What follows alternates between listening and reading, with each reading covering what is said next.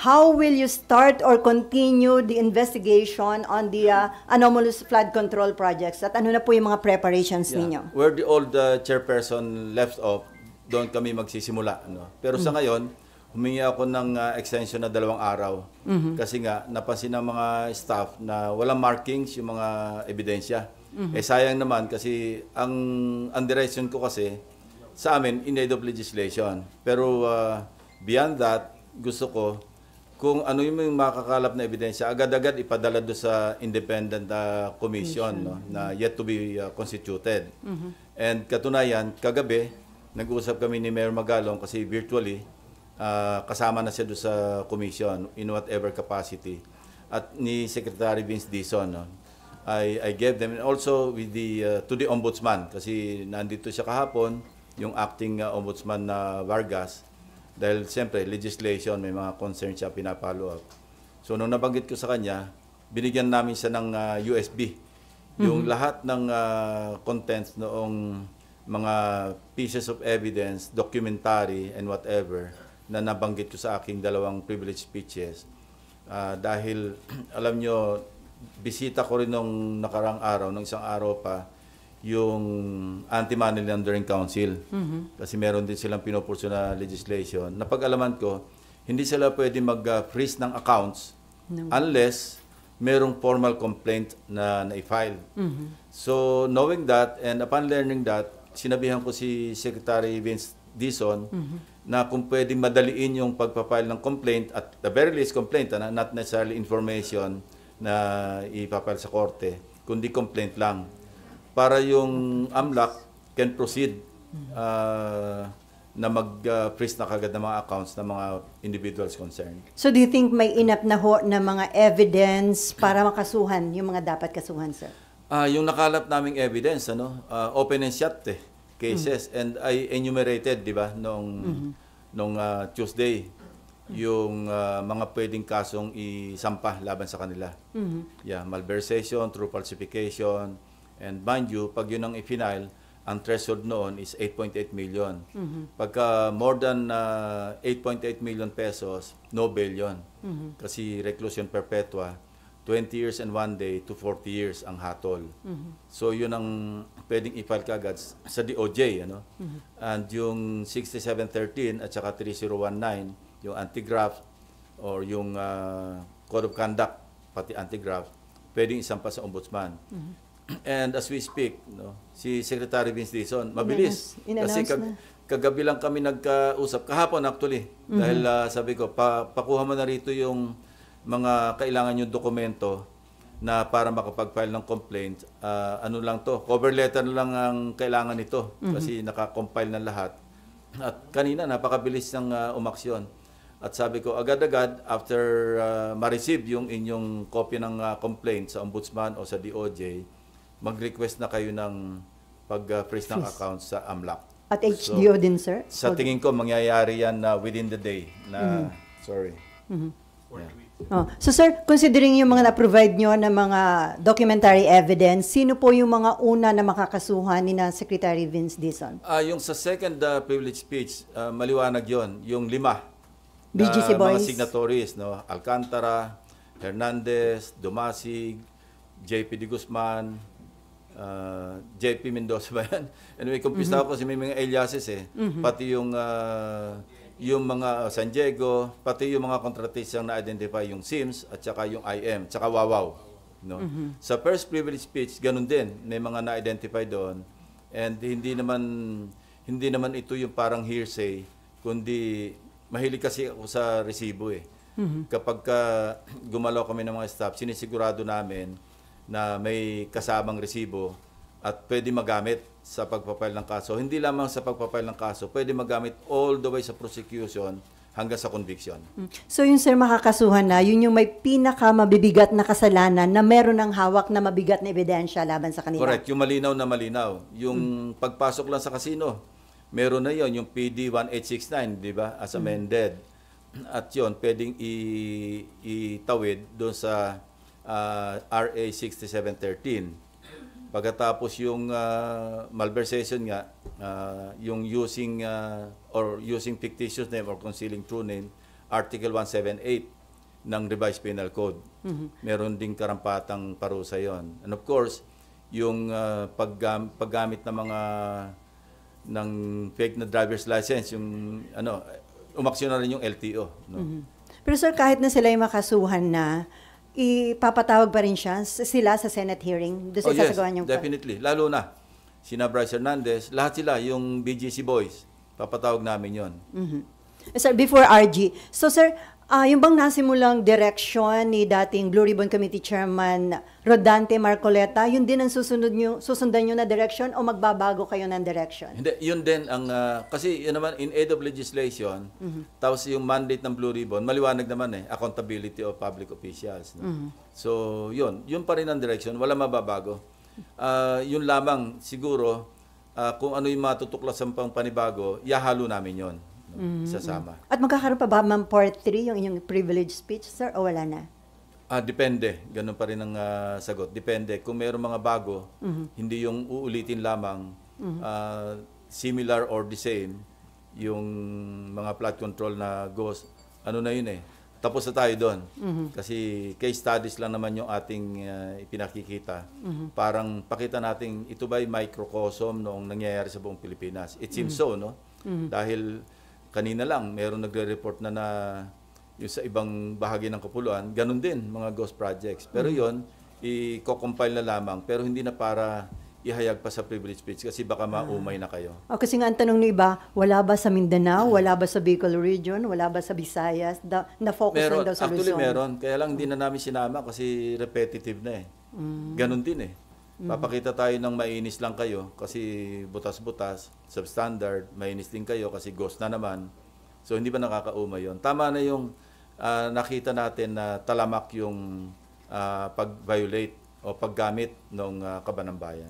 Okay, RG. To what extent will you pursue yung accountabilities naman ng lawmaker proponents? First on the Senate and secondly in the House. Kasi nga po, yun na lang ang kulang.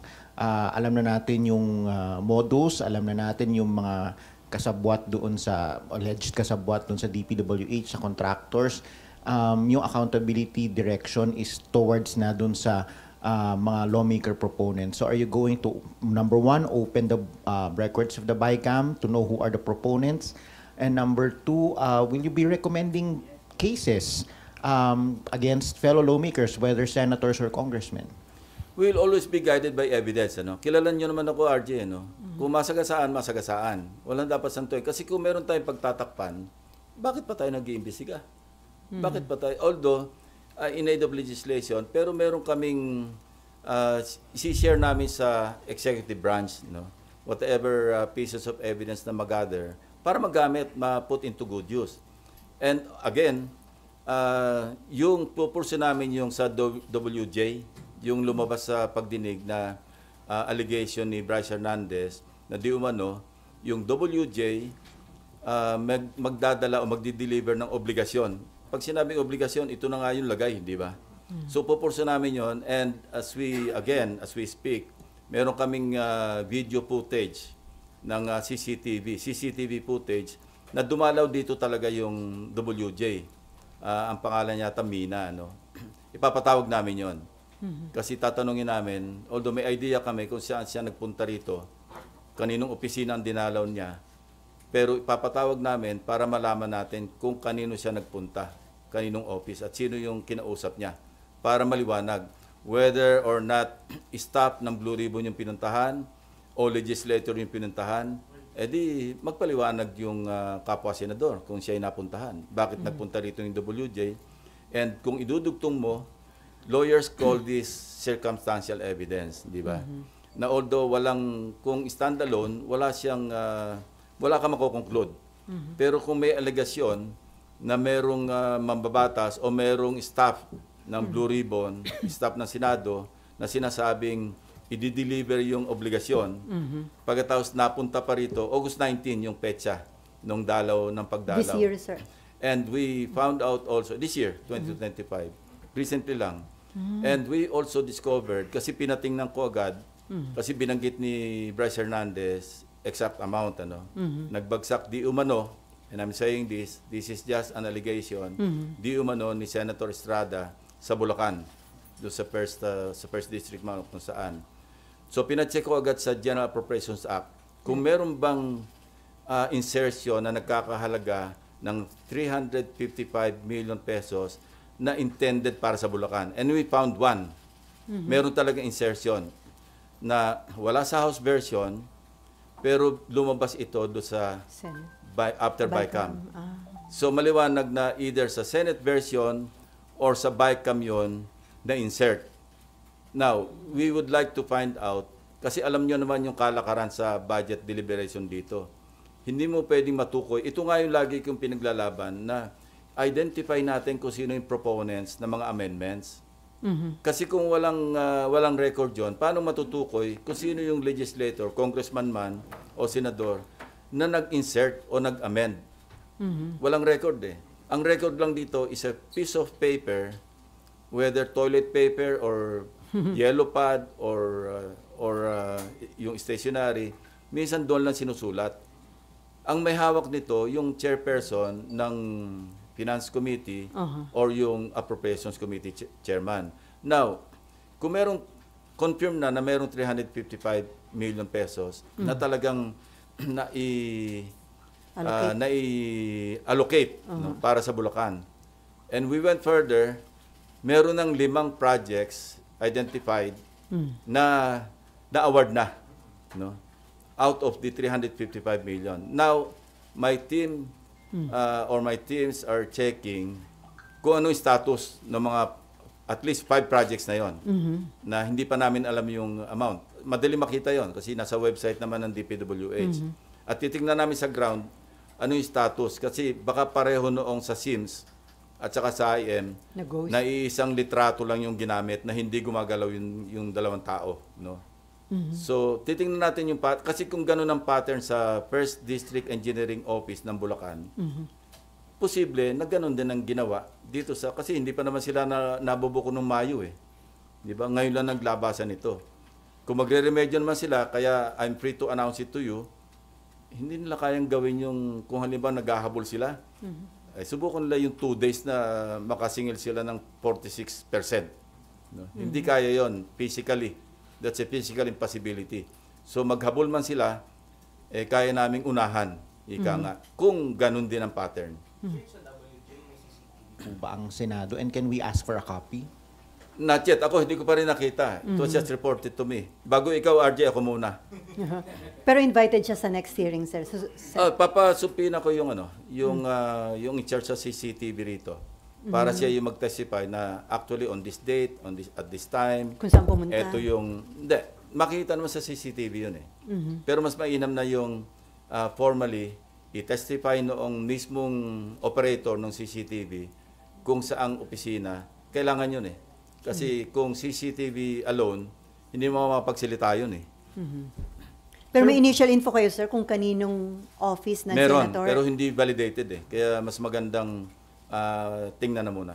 Sir, will you be inviting Pinasecure ko na yung footage. It's a good thing that it happened last August 19. Kasi ang lifespan ng footage, 1 buwan eh. Yes. Kung inabot tayo halimbawa September 20 ngayon, Wala hindi na natin burado na yon. Sir, ipapatawag niyo rin po ba yung past chairman ng APRO or ng Finance? Interparliamentary courtesy. But yung Finance at least kasi Papag-usapan natin si Senator Grace po para ma-identify kung saan or kung sino yung nag-insert ng 355 billion na yun. Kasi establish na natin na either sa Senate version or sa bicameral, sa BICAM, lumabas bigla yung, kasi wala sa NEP, wala rin sa GAB o sa House GAB. Ano? So, ganon. Okay. In your privileged speeches po kasi you also referred to cases in past budgets that were covered by past leaderships by SP Soto in his first SP and SP Subiri. Papatawag nyo rin po ba yung finance chair nung Tingnan panahon muna natin kung ano yung mag-uugnay bago tayo magpatawag. Kasi papatawag tayo para tayo namamana sa buwan. Which hand ang tawag doon? RG, kailangan maghanap muna tayo ng ebidensya na maliwanag para may basihan tayo para magpatawag. No? Hindi lamang yung ebidensya, kundi yung klarong ebidensya. Ang tawag ko nga doon, resibo. Hindi ako nagre-rely doon sa mga sabi ni barangay chairman, sabi nitong si ganito. Hindi po pwede yun eh. Kasi maski sino pwede magturo eh. Before NIMFA and Daniel, sir, tama ba na ang maging coverage lang ng investigation tungkol sa anomalous flood control project ay from 2022 to 2025? Hindi. Dapat kasi ang halimbawa yung pagpunta sa casino nitong BGC Boys, nag-start sila 2015 eh. Ganun. So matagal na nangyayari ito, no? Pagkatapos yung nasundan namin yung at lalabas ito siguro pagka halimbawang may legal na pamamaraan na yung Anti-Money Laundering Council maglabas ng resulta ng kanilang pag-freeze ng accounts kung hindi ko sigurado kung confidential ito, kung classified material yon o hindi. Makita naman natin doon yung takbo kung saan pinakamaraming transaksyon, halimbawa Diskaya, Couple, ano? Kasi as far as I know, meron silang mag-asawa na separate bank accounts. Kung anong period lumobo yon, ibig sabihin doon sila na mayagpag. No? And makikita natin yon sa susunod na kabanata. At sir, bilang kayo na ngayon Blue Ribbon Committee Chairman, meron na bang mga lumalapit sa inyo na nag-express ng intention na maging star witness o kaya whistleblower tungkol sa mga iba pang involved dito sa flood control anomalies? Even before I was elected na chairman ng Blue Ribbon, marami lumalapit after my first privilege speech. No? Yung iba, siyempre, sinasala namin, ano mong motibo nito? In fact, known personalities na nakarating sa office ko, nagpapahayag ng kanilang intensyon na mag-state witness. So, pinapaliwanag ko sa kanila, ang pwede ko lang i-recommenda yung legislative immunity, parliamentary immunity, kasi nakapaload naman yun sa Witness Protection Program, na kung saan, pag naupo ka sa isang pagdinig ng komite, at ikaw ay nag-grantan, na-grant ng Senate President, upon the recommendation of the chairman, na covered ka ng legislative immunity, lahat ng sasabihin mo, maski incriminate mo yung sarili mo, hindi pwedeng gamitin sa'yo. Now, yung moving forward, kung magkaroon ng prosecution, wala na yung Senado doon. Ang magdidetermine kung sila ba ay uubrang maging ordinary witness or witnesses or accused to be discharged as a state witness, iba yon, korte na yon. Recommendatory yung prosecution. Pero yung as far as treating them as ordinary witness or witnesses, DOJ yon. Sila magpo-prosecute. Yun ang pinapaliwanag ko pagka may lumalapit sa amin. May lalapit, pero ang aking kondisyon, kailangan tell all, hindi pwedeng tell half or tell one-fourth. Kasi hindi pwedeng selective. Dapat talaga tell all. At malalaman ko naman, winawarningan ko rin, malalaman ko kung kayo nagsasabi ng lahatan at totoo at kung hindi. Kaya yun ang warning ko sa kanila. Apparently, noong sinabi ko yon para nagbago, hindi na bumalik eh. So sabi ko, tabla tayo. Kapag ngayon, kaya ngayon hindi naman ako at liberty na sabihin ko sino-sino. Because ang sinabi ko sa kanila, this meeting never happened. Unless nagkasundo tayo na willing kang humarap sa pagdinig na i-identify mo sarili mo, then this meeting happened. So wala pang willing to tell all, wala pa sir sa mga nakausap niyo? Well, alam mo, nagbabakasakali na makakabola eh. Hindi naman lang ako mabobola eh. Okay, Nympha, Daniel, and then Mean. Sir, yung sabi niyo po na nagpunta, based sa CCTV, pumunta dito yung Mina. Dun sa report sa Check inyo... yung name Opo. Yung Mina talaga. Pero WJ yan. WG. Sir, Sige, tuloy mo may lang. dala lang po Nakikinig ba? ako. Sige, sir. Multitasking. May bit-bit po ba na bag, maleta, or possible na sisidla ng pera, sir? Hindi ko pa alam yon, hindi ko pa nakita eh. Pinapasecure ko yung footage at the same time para mamaya kasi may meeting ako, may staff meeting ako after dito. I-prepare na namin yung susunod na pagdinig Mina, tama. Mina yung name ng representative ng WJ. So, tatalakay namin ano yung way forward namin sa pagdinig sa Thursday. At saka hindi ko iimbitahan lahat na Pagkadami-dami na nakatanga lang yung karamihan, hindi naman natatanong. So, I-calibrate natin na priorities. Halimbawa, hindi ka pa naman importanteng matanong ngayon, siguro sa susunod na pagdinig na. Yeah. Sabi niyo po, chine-check na ninyo yung sa 355 million na insertions. Sir, paano po ba yung naging insertions ito? Divided siya, hindi siya bultong 355. Ang hindi ko sure kung total yung 355 o isang buong 355 sa isang item. No? Hindi ko nakita actually yung record. I only relied on the research work conducted by my staff. Nireport sa akin, and actually, May 2025, at nakita ko nga sa isang TV, kinamayan ba yun? Na meron sa Valenzuela, na May 2025 na award, Phase 3, pero hindi existing, meaning ghost project. So we will validate that. No? Merong ganong report. Isa na yon do sa 355. I think sa Valenzuela City yon na phase 3 ng isang flood control project. So we will validate that on the ground. Papupuntahan ko rin yon. Kasi nakita ko rin doon sa website ng DPWH na yung meron din yung global crit sa Valenzuela. Pero tingnan natin kung kasi kailangan sarili naming pagre-research ang gagawin. And then sir, ano po ang balak ninyo tungkol kay Bryce Hernandez? Sir, ipatatawag na siya sa next hearing? Ang original recommendation ko nung medyo nagkagulo ng konti dyan sa plenaryo. At ito'y pinarating ko rin kay Senator Marcoleta, kay Senator Cayetano, na-overtaken lang ako ng desisyon. At tinatanong ko sila, okay ba sa inyo na after the hearing on Thursday, hindi ko na papaalisin dito si Bryce. Dito na siya madidetain. Or, kung mauna siyang ipatawag ng House, pinahiram natin, halimbawa Monday, bibigyan namin instruction yung OSAA na paggagaling sa House, diretso na siya sa Senate. Hindi na sa custodial center. But then, nag-intervene na nakapag-decide pala si Majority Leader at saka si Senate President na sa Pasay City Jail dalhin. Kasi mas malapit sa Senate. So, i-clear ko pa ito kay Senate President. Hindi pa kami nagkausap na kung aprobado niya, after ng hearing ng Thursday, dito na lang manatili si Bryce Hernandez. So sa Thursday, sir, ang hearing? Sa Thursday ang hearing, 10 o'clock. Para mas mahaba, kasi alam mo, kailangan before 3 o'clock matapos yung pagdinig. Maraming nabibitin. And yun nga, humingi ako ng 2 days extension para mamarkahan namin yung lahat ng ebidensya na kalap. So ano yun, sir? September 17, tama ba? 14, 15, 16, 17. Tama. Thursday. Basta Thursday.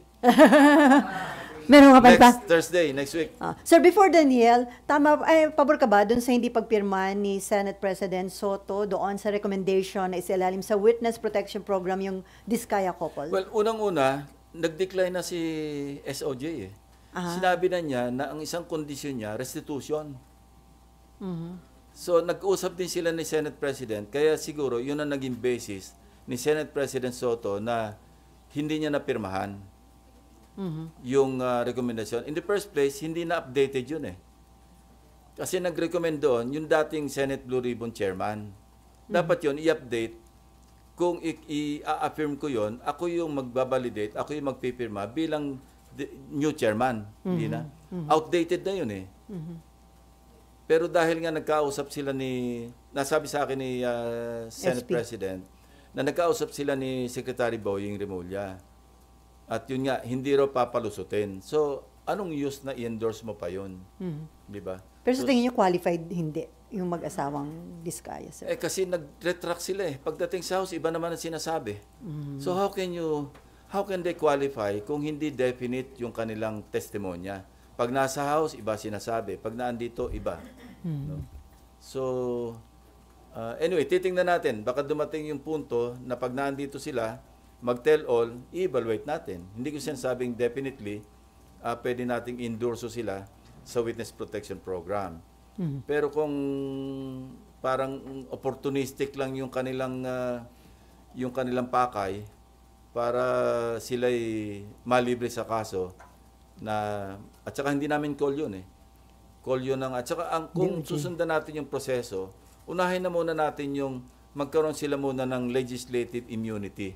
Matetest natin yung kanilang credibility as a possible state witness kung depende sa kanilang testimonya. Kasi kung merong magpa-fact check sa inyo, magagaling kayo mag-fact check, at merong kulang at meron silang inumit doon sa kanilang testimonya, pwede hindi sila pumasa as a state witness.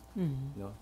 Kasi ang isang dyan, of course, pwede silang pumasok, possible, pero hindi tayo sigurado doon sa not the most guilty. Second, yung materiality ng kanilang testimonya na kayang i-corroborate ng independent evidence. Yun yung mga patakaran eh. So kung meron silang kinatago, papayagan ba natin para lang maligtas yung sarili nila? Ang laki rin ng kanilang dapat pananagutan, di ba? Okay, Danielle, and then Mean, and then Jan, and then Marlon. Hi sir, good morning. Sir, marami ng mga characters na lumalabas doon sa flood control scandal. Pero sir, sa tingin nyo ba, sino ba yung somehow na parang maging state witness? Sa nakikita nyo, sir? Sa ngayon wala pa kasi ngayon pa lang ako mag-hearing. Kasi ako, hindi lang yung record, gusto ko makita yung demeanor ng tao. Alam mo, hindi man ako huwes, pero ganyan yung mga judges eh. Kaya importante yung physical presence. Minsan nga, di ba, pagka Zoom lang, hindi mo pa makita kung ano talaga yung kanyang demeanor eh. Mas importante yung kaharap mo, tinatanong mo, more or less mag-gauge mo kung binobola ka o hindi ba? So I cannot at this point in time conclude or even make a judgment kung uubra ba silang state witness. Sir, isang question na lang. Sir, lumabas na doon sa expose niyo yung MBB. Ipapatawag nyo rin po ba si dating Secretary Bonoan? Tsaka nakikita nyo ba talaga yung involvement niya doon sa flood control scandal? Una, gusto ko i-correct yung si Mark. Saan ba si Mark? Wala rito. Mark Medyo Cayabyab. nagulo yung report niya. Medyo mali yung understanding. Walang direct on record. Hindi ko sinasabing definite ito. Walang involvement yung mga anak ni Secretary Bonoan at Undersecretary Bernardo doon sa Global Crit Builders. Wala. Yun, pag may-ari yun ng mga maglangking. Ngayon, kung merong sila mga proxy doon, yung dalawa, Undersecretary Bernardo and Secretary Bonoan, hindi ko alam yon kasi wala naman sa record. Ang maliwanag na nasa record, yung mga anak ni Maglangke, Bernardo, at saka Bonoan. Yun, sinigurado ko yun kasi ang nakalagay lang doon is Fatima Gay B. de la Cruz. So, nung chinik ko yung B, Bonoan, hindi pa ako nakontento doon. Anak ba talaga ni Secretary Bonoan si Fatima Gay? Baka kaapelyido. So, we research further, yung asawa nung si Secretary Bernardo, sulit. Ang maiden name ni Fatima Gay, sulit. Sobrang coincidence na yon. Not to conclude na anak niya. And wala naman tayo narinig na denial. So, ang doon, kaya sabi ko, kayo na yung mag-connect the dots. Kasi kung ganong kalapit si Maglangke, the contractor, na hindi nag-divest while serving as mayor, kay Secretary Bonoan, saka Yusek Bernardo. Remember si Yusek Bernardo, kamakailan lang ito nag-early retirement because of, again, allegations or accusations ng irregularities. So kayo na mag-conclude kung bakit napakaraming kontrata ng Global Crit Builders. Sabi niya, siya nagsabi ako'y kilalang kontratista na bilyon-bilyon ang aking kontrata sa buong Pilipinas. Pero sir, so far, wala pa kayong nakikitang direct involvement ni dating Secretary? Wala, yung direct. So far, wala. Yun lang. Sabi ko nga sa inyo, kayo na mag-connect the dots. Pero sir, dun sa interpellation sa inyo ni Senator Marcoleta, ang sabi niya, parang malapit nang sabihin ni Undersecretary Cabral na ang impression niya, yun yung utak ng sindikato sa DPWH na yun daw ginagawa niya, may basbas ni ng dating secretary? Parang yun ang sinabi niya. Sana pinurso niya. Sayang. Di ba nabanggit niya yun? Na... Sana pinurso niya. Siya yung chairman eh. So bakit sa tingin niyo hindi niya na-pursue? Yun ang Kulang hindi ko ang alam. oras? Siya yung tanungin niyo. Okay. Mean. Hi, sir. Good morning. Sir, let me go to Bryce Hernandez muna. How credible is he, sir? I mean, from here until house, ang sinasabi lang niya, laging utos sa kanya, nayayaya lang siya ni Alcantara. From my vantage point, hindi siya credible. That's my opinion based on what I know about him. No? Kung siya niyayaya lamang, paano siya nakapag chips to cash to chips na bilyon? Saan galing yun? Niyayaya lang siya, pantaya lang siya ni Alcantara. May sariling taya si Alcantara eh. 1.4 billion nga yung kanyang cash to chips eh. Imagine, for the past 3 years yun, ano? Hindi naman ito one time na nagpapalit ng 1.4 billion. Pero from 2023 hanggang 2025, ang record sa mga casinos, the different casinos, imagine 1.428 billion yung pinalit mong cash to chips. Saan ang galing yun? Si Bryce Hernandez naman, billion din yung kanyang chips to cash. Bukod pa yung cash to chips. Saan ang galing yun? Oh. So sir, dapat pa ba siyang ipatawag at paniwala? Papatawag. Definitely. Gusto ko maliwanagan yung sinasabi niya na delivery ng obligasyon. Anong ibig niya sabihin? Gusto ko i-pursue yun. Kasi nando sa cellphone niya eh. Para maging part ng official record ng Blue Ribbon. Kasi doon, hindi naman namin record yun eh.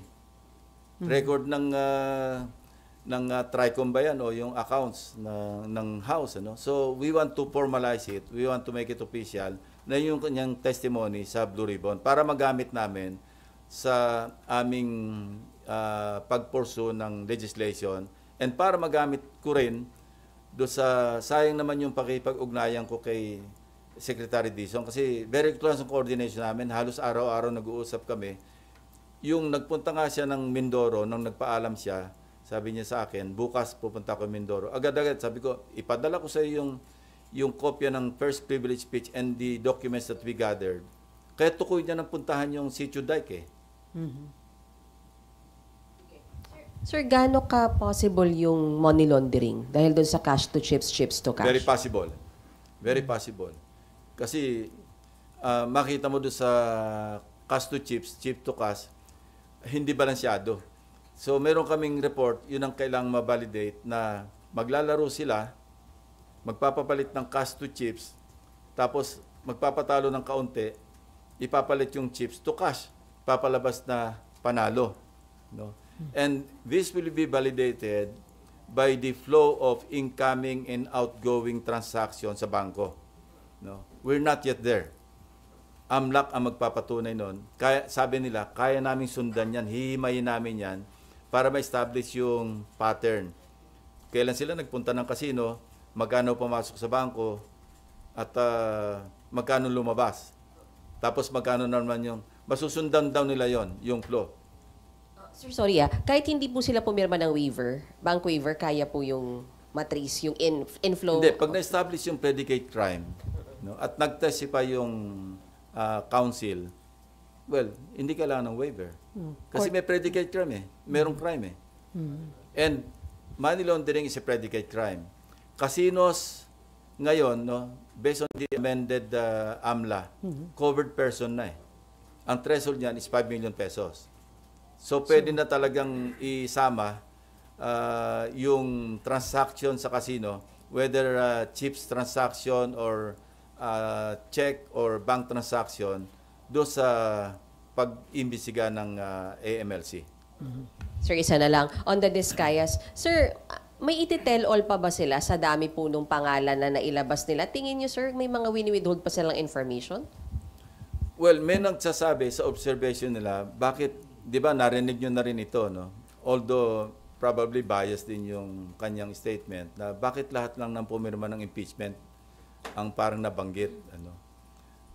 At saka parang, bakit wala yung before 2022 na may mga ganon. Hindi ko naman, kasi hindi ako nakapanood ng hearing nung nag-testify sila dahil busy ako sa pangangalap ng numero. From weekend to, kaya wala ako nung Monday, busy kami. Kaya hindi ko na monitor yung pagdinig. Oh. Pero tingin niyo, sir, marami pa siyang sasabihin sa dami ng names na yun? Dapat marami siyang sabihin. Otherwise, wala siyang pag-asa na kung gusto nilang, ang tumbok nila is pumasok as state witnesses, wala silang pag-asa kung ganyan lang yung kanila sasabihin. Okay. Before dyan, sir, yung Ben Ramos, ipapatawag nyo at talaga bang taga-broom yun? Well, ganito, no? In fairness, kasi she's undergoing medical treatment. Sa ngayon, pinalipat namin siya sa motor pool.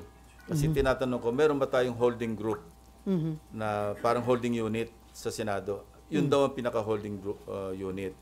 So, I just don't want to delve anymore Okay. sa yung Because- tungkol kay Beng Ramos kasi medyo hindi maganda yung kanyang Health condition. kalagayan. And ano siya, casual siya. No? And ang pwedeng mangyari sa kanya, pagdating ng December, baka hindi na siya ma-renew.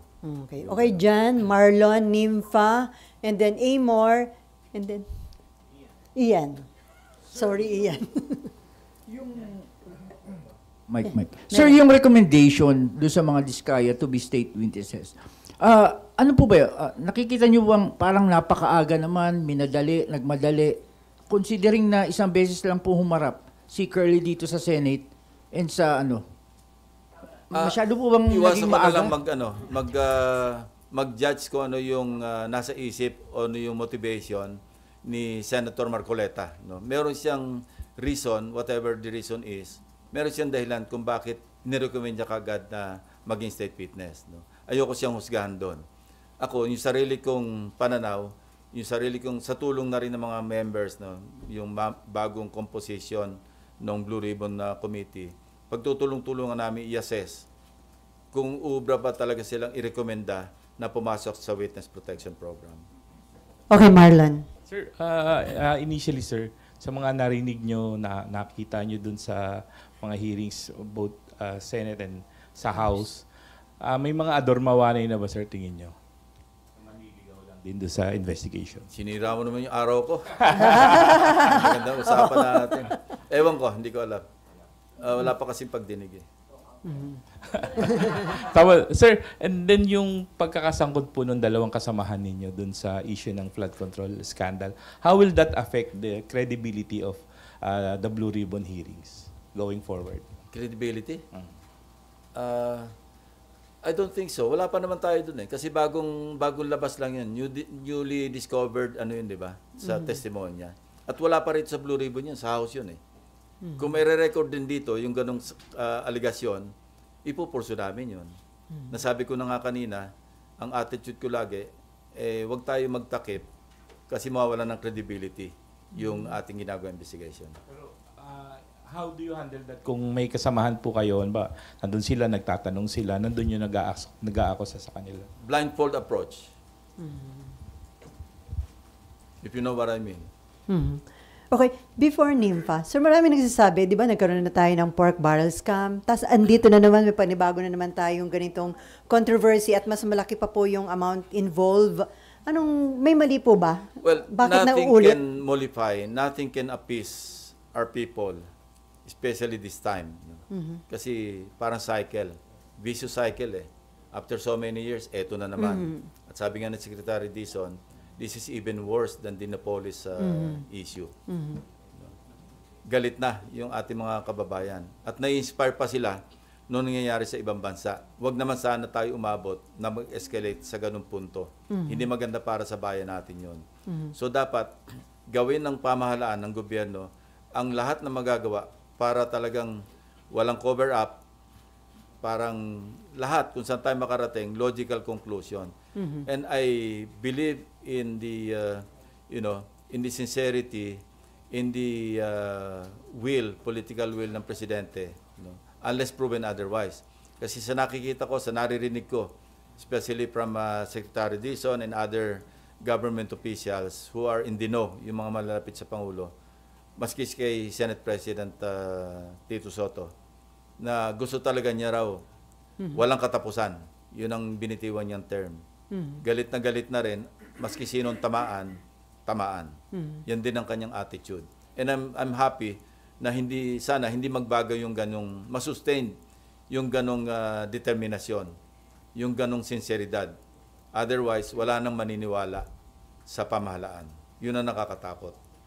Okay, Nympha, and then Amor, and then Ian, and then back to RG. Sir, si Yusek Cabral, will you pursue Papatawag. yung naging... Iko-confront ko siya doon sa kanyang Viber message. Kasi maliwanag, even kay Secretary Dizon, kasi ang una kong pinagpadalhan nung screenshot na yon, Secretary Dizon bago ko ilabas sa, kasi pinagpaalam ko pa kay Senate President yun pwede bang, with your permission, pwede ko bang gawing slide dito? At sabi niya, totoo naman So, yun. Although hindi directly sa kanya pinadala, sa kanya staff. Now, sabi ko nga, di ba, res ipsa loquitur, sabi ng mga lawyers, the thing speaks for itself. Ayan yung message, kayo na maghusga. Sabi ko nga, mukhang template, mukhang pro forma yung body. Marami pinadalan. Parang yun na yun. Nag-iiba lang yung kung sino yung addressee na pinadalan. Sir, kasi dun sa mga pag-uusap nyo ni Secretary Dizon, ano pong, parang anong direction niya for... Ang comment niya lang, loko to Kasi tinanggi sa kanya. Sinabi niya nga na harap-harapan, dininay sa kanya. To his face. Magkaharap sila Tapos yung pinadala ko sa kanya, isa lang ang comment niya. Loko to, sabi niya. Ewan ko kung nung susunod na aksyon doon sa loko to. Wala pang suspension. Ewan ko. Ang dami niya naasikaso. Kaya hindi rin natin masisi yung mama na baka may nakakaligtaan. Pero maalala niya sigurado. And sir, di ba to parang... Remember, pinag-sign niya ng lahat ng courtesy resignation. Ang sabi niya, 100% from undersecretary down. Ang kanyang handicap, hanggang ngayon, wala pang appointment yung mga bitbit niya doon. And I know na yung may mga dala siya doon na matitino. Kasi yung isa doon, naging tao ko sa PNP. Yung dating OTS, si General Bisnar. I know him na talagang, all the way yan, and I can vouch for his integrity. Unless proven otherwise when he's already in the DPWH. But yung kanyang career, nasundan ko yon hanggang sa mag-general siya, talagang iba yung niya. Para si Mayor Magalong yan. Sir, hindi ba pwedeng parang mag-branch out tong issue na to DBM kasi insertions ng budget yung... Tatanungin ko rin si Secretary Mena. Kung, kasi sila yung nagre-release ng pondo sa ahensya, di ba? Para lang maging formal, maging on record na yung 355 or part of it na-release niya. Kasi part ng I think part ng for issuance of SARO. Ang huli naming tingin, parang part yun ng 142 billion na na-insert ng Senate do sa BICAM. So hindi ito validated for further validation. Initial examination would suggest that na yung 355 billion, part yun ng 142 billion na Senate insertion sa BICAM. Okay. Anyway, before Amor, sir, do you receive the same information na yung the office ni Cabral madalas may mga bisitang politiko? Wala akong ganong information kasi hindi ako nakakadalaw sa office niya. Amor. Hello po, Sen. Dito po. Sorry, ang liit ko. Tumayo ka na kaya? Kaya Uy, grabe naman, sir.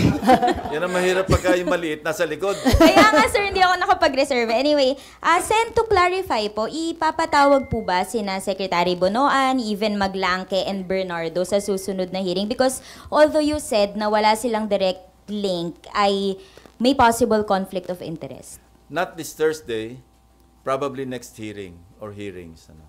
Why, sir? Bakit po? May mga dapat pang, kasi kung papatawag mo, hindi naman maasikaso, sayang din yung oras ng mga tao Kaya nga, sasalain muna namin, hindi lahat ng top 50 na nabanggit na Pangulo, laging naandyan Hindi naman lahat ng kailangan sa DBM,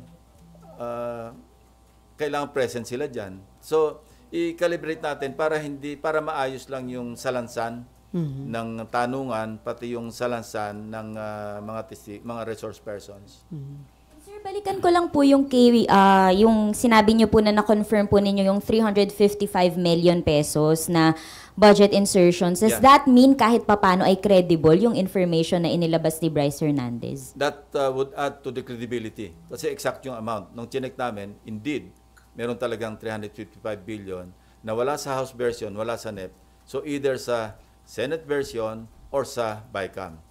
Yun na insert. Ang next na lang po na iperpursue talaga ay sino yung sino yung proponent nun? Yun ang bigger challenge because walang record. Walang record kung sino yung. Kaya nga, lagi kong, di ba, doon sa interpellation ko doon sa Senate Concurrent Resolution, kulang yung transparency.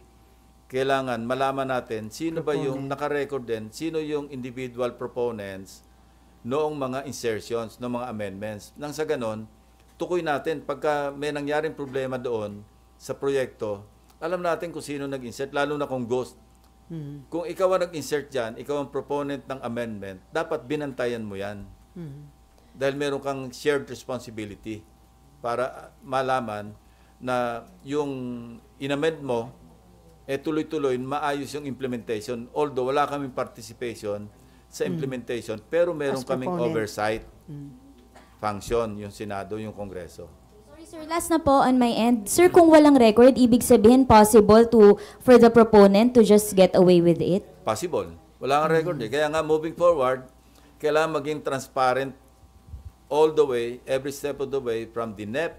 Yung NEP, taken care of. Kasi sinabi na ni Secretary Pangandaman noong DBCC hearing na meron na silang hub, transparency hub, pero hanggang NEP lang. Kaya sinasuggest ko, isagad na natin hanggang sa, kung pwede hanggang implementation, na merong participation, at least sa monitoring, yung public.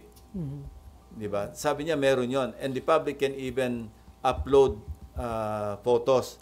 Kung sa tingin nila, hindi na updated yung photo na in-upload ng agency na nag-implement, pwede yung public mag-participate kasi open to the public, na i-upload nila yung photo para ma-update yung mga status ng mga proyekto. So sa 2026 budget, gagawin niyo, sir, para clear na kung sino yung proponent? Kaya nga, pinapa-approve ko nga, kasi ang timeline nila is 3 years.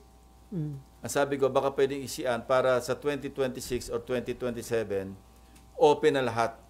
Wala nang room for ghost projects, wala nang room for substandard kasi nababantay ng public. Ginawa namin yun sa Yolanda eh. Meron kaming yung naggawa kami, ginasusan ito ng UNDP at saka ng I think World Bank, malaki yung gastos, yung empathy, transparency hub, yung why doon Yolanda. Ipinamana namin to, iniwanan namin ito sa NEDA at that time. Na kung pwede, kasi ang sakop lang noon, lahat ng projects, mga PAPs sa Yolanda Corridor. Nung binaba namin yung sa NEDA, gamitin nyo ito para buong Pilipinas, lahat ng infrastructure projects, livelihood, mahagip nyo, ito na yung hub, ito na yung lahat ng datos, pwede nyo ipasok dyan. Unfortunately, mukhang hindi na-sustain. Ewan ko kung nasaan na yun ngayon. Sayang yung perang ginastos ng United Nations Development Program and other mga international agencies, JICA yata nag-contribute din doon. Walang gastos ang gobyerno nga ron naiput up namin Hindi naman ginamit, sayang. Okay, Ian, and then Raymond. Ian, hindi. Ian ba? Nympha muna. Under duress ako daw muna. Sir, Pwede ba akong tumakas pwede na ako umuwi? mga 11:20, 11:30. Kasi sige, meron sir. akong 12 o'clock. Sige, sir. Sir, pa-clarify. Familiar yung pwede na ako umuwi. Oo nga, sir. Di ba? Iniiwan naman na ako bigla dito. Hindi makarelate yung mga bata. Sige. Sir, pa-clarify lang po, yung 355 million o yung nakita ninyong insertion, buo na 355? Yun ang inalam namin. Pero it's either yung total 355 or isang item na 355. Opo. And then, kailan po yung pangangailangan na tanungin tungkol dito That's si Senator for 2025. Opo. Si Gaaya ng 2025. So, kailan po yung pangangailangan, sir, na tawagin nagkaroon ng award, May 2025. And then, so, kailan po yung pangangailangan na imbitahin si Senator Grace po para tanungin kung sinong nag-insert? Pag-uusapan namin ni Senate President at kung pwede mapakiusapan si Senator Grace po na mag-attend as a resource person, then gagawin namin. Pero how would she be treated, sir? As a former colleague. I think she also deserves the courtesy being a former colleague here in the Senate. Wala pa pong... Hindi naman para i-contempt at para ipakulong. Hindi maabot doon. Wag naman. Pero wala pa po kayong prior na pag-uusap? Or... Wala pa. Kasi kahapon lang namin na-discover yung 355 na wala sa NEP, wala sa House version. And then, sir, how about former Secretary Bonoan? Ano po yung kanyang pananagutan dito? Kasi nakita niyo po, sabi niyo nga, kung ikukonekta yung dots. But at the very least, kailangan mag-explain siya, no? Na meron pala siyang ugnayan sa isang malaking kontratista. No? Bakit nagkamal na napakaraming kontrata at sa Bulacan pa lamang, flood control pa lamang, 2.195 billion na. Pero yun, hindi niya yun dinisclosure eh. So, may nakikita ba kayong intention to conceal the information? Ang nakikita ko lang, kasi paulit-ulit siyang isolated case yung napuntahan ni President Bongbong Marcos. Alam ko namang hindi isolated case yun. Di ba sabi ko nga, isolated case here, isolated case there, isolated cases everywhere. Ang hinihintay kong isolated case, yung tama yung pagka-implementa. Naghahanap ako noon. Plano ko nga mag-offer ng 1-month pension eh. Kung sino makapagpakita sa akin ng perfectly executed na flood control project anywhere in the Philippines. Kung meron, pag-iisipan ko hindi ko sigurado kasi sayang din yun eh. 190,000 din yun eh. Pero willing akong isakripisyo yung isang buwan para makontento lang yung aking mata na meron palang perfectly executed flood control project na somewhere, lying somewhere. Ano? Sa ngayon, wala akong makita. Parang kaya yung isolated case, hindi yung isolated case. Kung meron man, baka isolated case yung maganda yung pagkagawa, yung perfect yung pagkagawa. Baka may mahanap kayo. Pagka media makakita, sige, automatic, bibigay ko na 190. Sir, baka may maghabol na gumawa ng... Kailangan original sa inyo, hindi yung tinuro lang sa inyo. Sir, kaya sir, natanong ko... On record. Opo, sir, kasi kaya na... Hindi, qualify ko, ulitin ko. Kailangan kayo mismo nakakita, hindi yung ibang tao. Mag-absent kami bukas, sir. Naghahanap na pala. Sir, kasi nung nakaraang hearing, in-excuse lang siya on the reason na nag-resign na siya. Pinaalis lang siya, walang tanong sa kanya. Yeah. So, he still remains as a resource person. So, parang ino-notify lang siya na kung pwede bumalik siya. Sir, isa na lang ako. Yung pong tinatawag na IAW, Engineering and Administrative Overhead, yung pondo supposedly to monitor the projects. Malaki yung 3.5. 3.5. Kinwestiyon ko na nung araw yan eh. Kasi dati yung 0.5 lang yan eh. Opo, sir, pwede bang isa din ito sa source ng corruption na bulsa din nila to?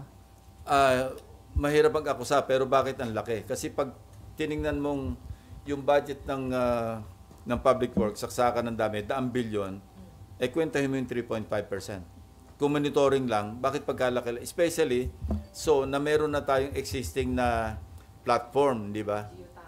Oo, may geotagging. Yun na yung pag-monitor. Tapos hindi rin nila na-monitor. Saan napunta yung 3.5? Kung yung ghost project sa first District Engineering Office pa lamang, nalusutan sila. Nag-release sila ng cheque. So, inutil din yung monitoring ng Central Office. Di ba? Kasi may monitoring na sarili yung mga District Engineering Offices. Meron silang inspection team eh. Pero kung kakutsaba yung inspection team, kasi sindikato na nga eh. Alcantara, Bryce Hernandez, Dumasig, Mendoza, Edric San Diego. Isang team eh. Nakuha namin lahat yung records nila eh. Sa Bulacan eh. Official record na kung saan nagbayad kayo, ang clearing instruments, bakit alam natin peke? Ba't yung binayaran? Okay, Ian. Ayun. Hello, sir. Good morning. Bago ko pumunta doon sa isang tanong, dahil may binanggit na kayo doon sa mga BGC boys. Sir, marami kasi nagsasabi na hindi lang silang 5 ang nakinabang doon sa Bulacan First. Ang sinasabi nga mula sa taas hanggang sa pinakamababang empleyado, ano pong nalaman nyo tungkol dun sa iba pang mga nakinabang and kasama rin po ba sila sa sinabi nyo kay Sec Vince na kasuhan na po?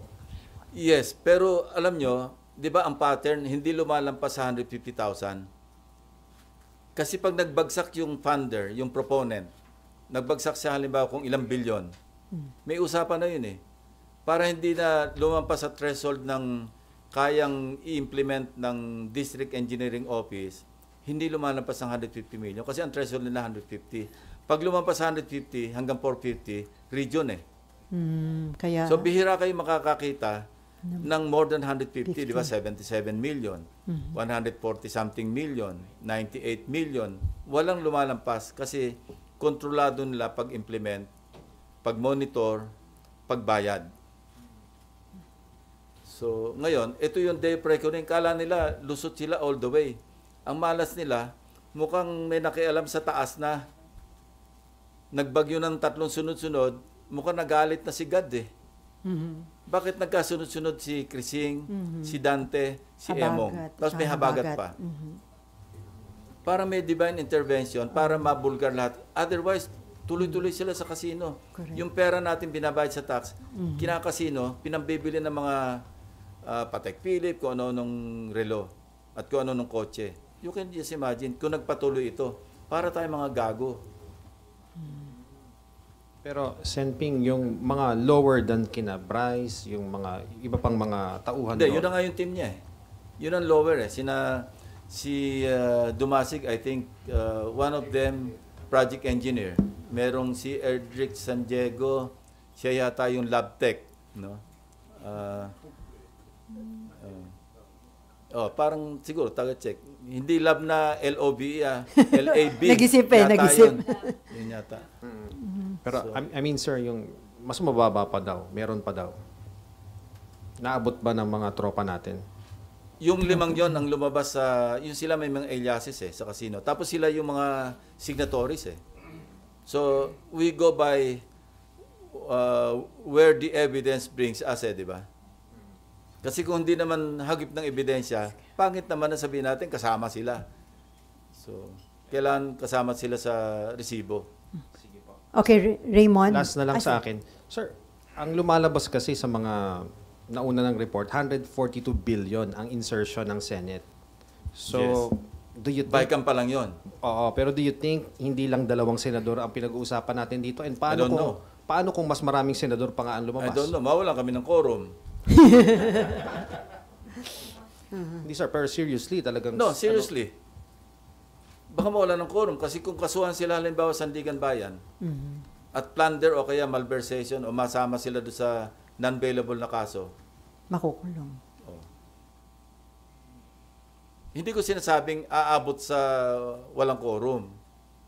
Pero kung, ang sabi ko nga, pag nag-imbestiga tayo, dapat naka-blindfold tayo, hindi pwede yung, di ba, nakapit yung isang mata para hindi mo makita yung kaliwang side sa kabilang aisle. Dapat hindi ganun. No? I think our colleagues understand that. No? Where I'm coming from. Kasi ba't pa tayo magsasagawa ng investigation kung mamimili lang tayo? Parang hindi naman fair do sa pinili natin, di ba? So yung probability na maraming senador yon kasi sabi nyo nga 355. I won't get there. No?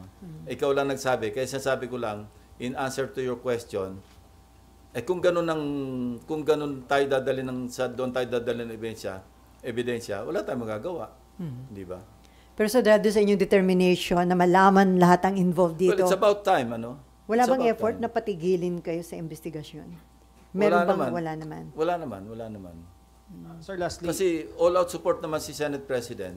Kasi nag-usap na kami It's about time na ayusin natin. Huwag yung napopulaan tayo na napopulaan. Especially so na yung magnitude, this is already beyond the Senate Kikilabutan ka doon sa, isipin mo, almost 2 trillion pesos yung for the past 15 years ba yun? Yeah, kasi 2011 namin sinimulan, di ba? 2011, 15 years.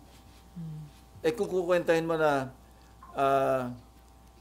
parang more than 50% or more than 60%, magkano yung 60% ng 2 trillion?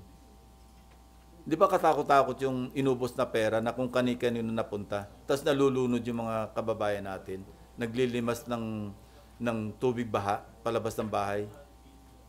Meron pa iyan? Kasi 10 minutes na lang meron sorry, tayo. last na, sir. Sir, paano nga may other way pa ba na malaman yon kung sino nag-insert? Kasi nga, sabi nyo nga, wala namang record. Magagaling yung mga staff ko. Palagi ko, basta't kayang abutin, maaabot nila. Masisipag, magagaling. At hindi mo na sasabihan ng yung specific. They know what to do. And I'm always with them pag nagdi-discuss. Hindi ako yung tipong darating na lang sa akin yung manuscript at yun na lang gagamitin ko. Wala akong kaalam-alam kung saan ang galing. Hindi rin ako ganon. Ako, I stay with them even past midnight or before midnight. Basta gusto ko kasi, alam ko yung pinagmulan eh. Latag talaga lahat eh. At ako, nagsasabi ko sa kanila na huwag kayong tumigil dyan. Hindi pa ako kontento dyan. Kaya nga, di ba, ang daming layers na inabot. Sabi ko nga, hindi pa sapat ito. Although sapat na, hindi pa rin sapat. Puntahan nyo pa rin. Gusto ko pa rin makita kung ano itsura. Okay, Raymond, Asher. And then Asher. Ay, tayo. Sir, good morning.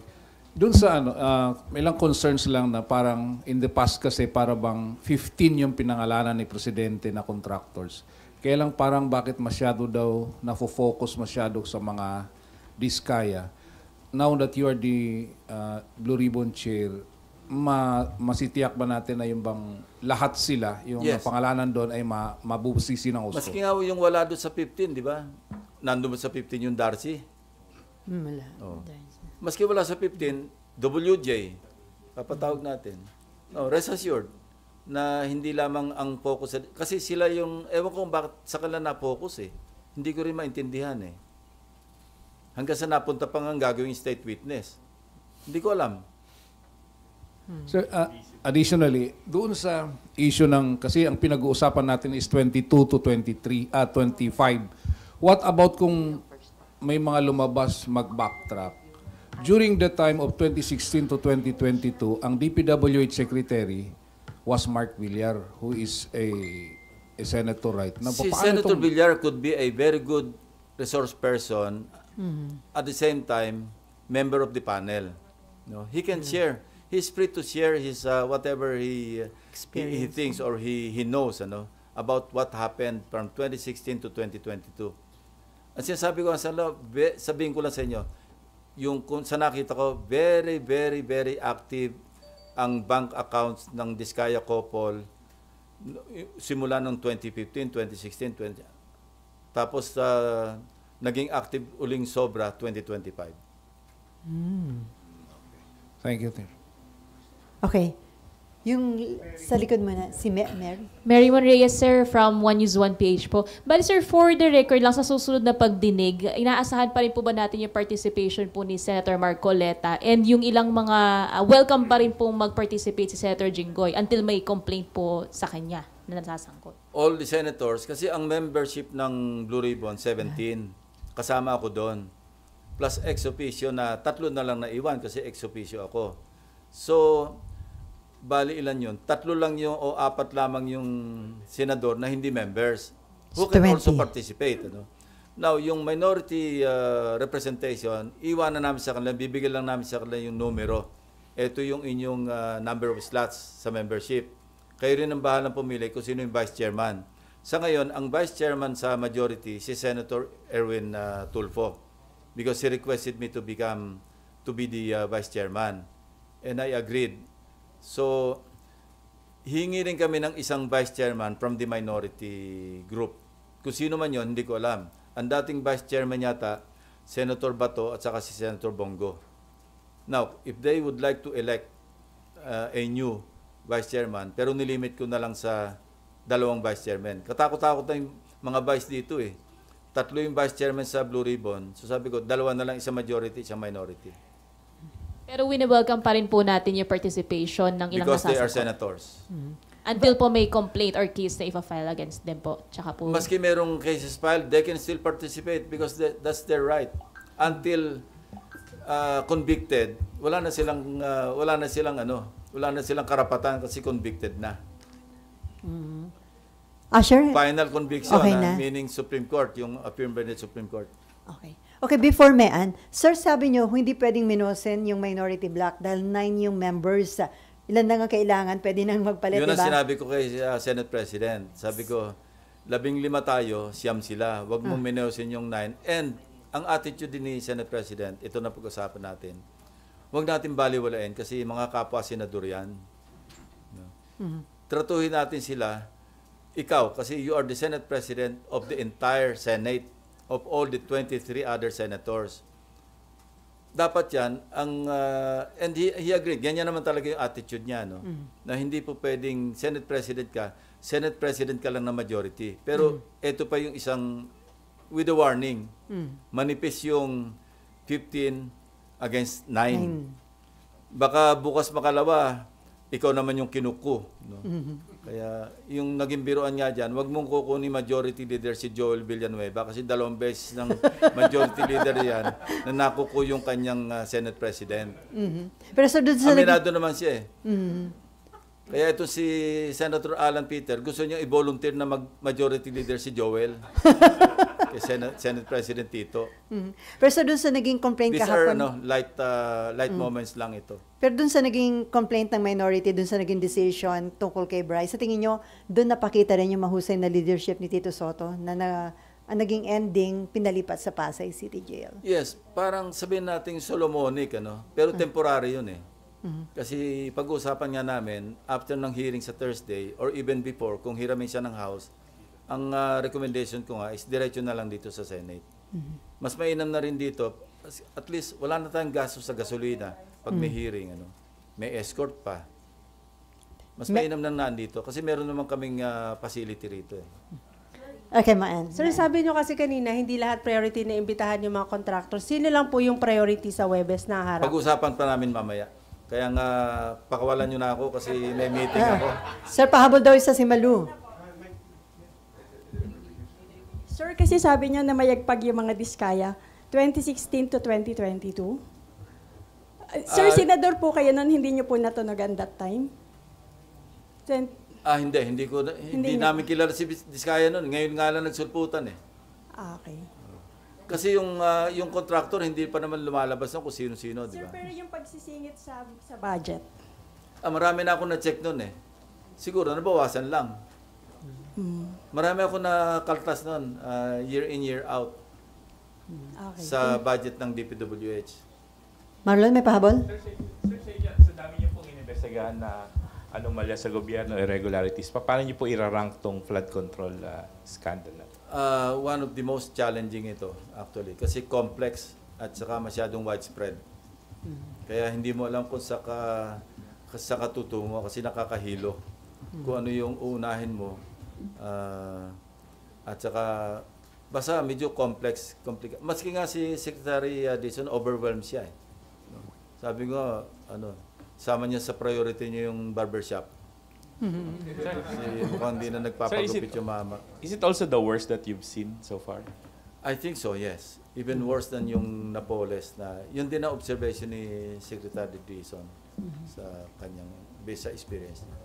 At sir, panghuli na lang, sir, ngayon kayo na ni Senate President Soto nasa posisyon, do you think mapapabilis na ho yung completion ng Senate building? Wala si Mabe, ako na nagtanong in behalf of Yes, we elected Senator Loren na siya yung accounts chairman.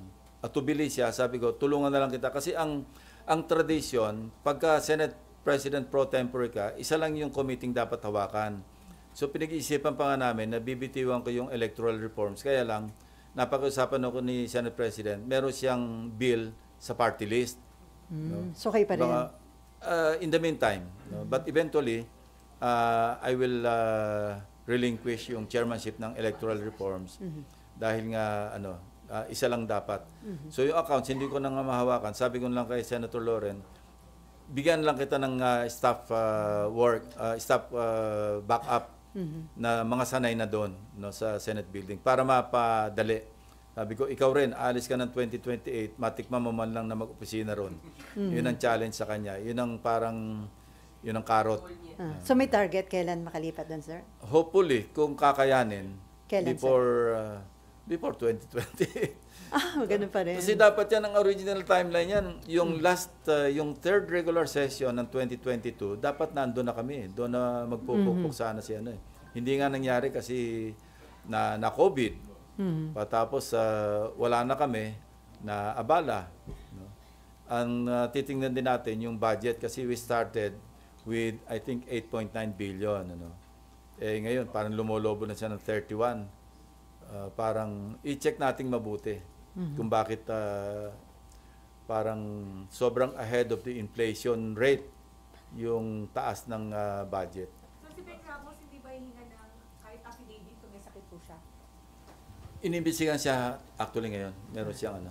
Meron siyang parang explanation at napag-explain siya legal ng Sa Senate. namin na niya na she was once Wala pa detailed akong update. Pero yun ang huling usap namin ni Secretary General, Secretary Bantog. So kung hindi man siya makapunta, hihingan siya na update. Pero yun nga parang sabi ko, for humanitarian reasons, sabi ko, medyo dahan-dahan din tayo. Okay.